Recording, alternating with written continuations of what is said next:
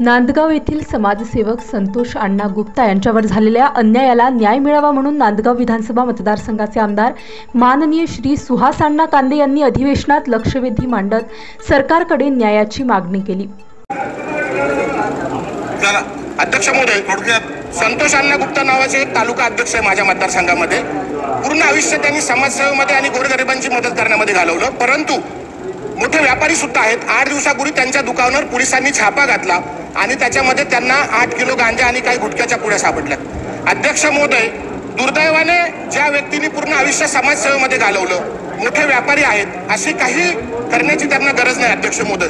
आणि अशा व्यक्तीच्या, अशा राजकारणी, ज्यांनी समाजसेवा केली अशा व्यक्तीवर त्यांनी छापा घातला अध्यक्ष महोदय। पोलिसांनी गांजा सापडला, गुन्हाही दाखल झाला अध्यक्ष महोदय।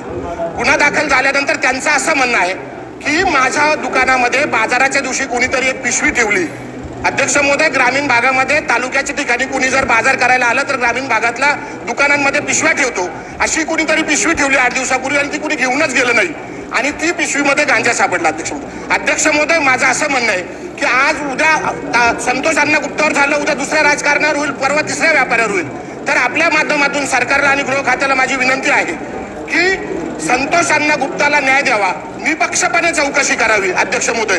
आणि अध्यक्ष महोदय शेवटचा अध्यक्ष महोदय, आणि त्यांना ज्या व्यक्तीने ती गांजाची पिशवी ठेवली असेल त्या व्यक्तीला पोलिसांनी शोधावं आणि त्याच्यावर गुन्हा दाखल करावा आणि संतोष अण्णा गुप्ताला न्याय द्यावा, अशी गृह खात्याला आणि सरकारला आपल्या माध्यमातून मी विनंती करतो। धन्यवाद अध्यक्ष महोदय। नाशिक स्टार न्यूज साठी बाबासाहेब कदम, नांदगाव।